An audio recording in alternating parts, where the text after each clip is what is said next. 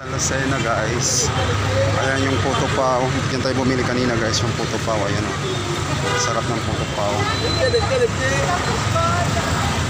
Ayan guys o, pag ganitong oras o pahapon na guys, marami mga gulay dito guys. Mura lang. Ay, mura lang yung mga kamatis dito guys. 30 lang yun.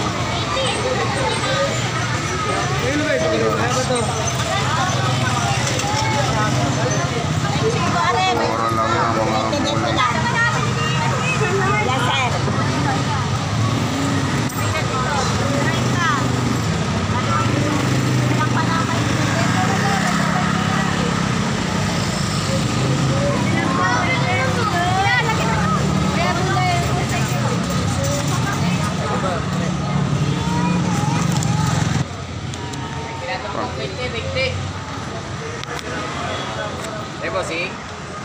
Nagbablog lang ako ha.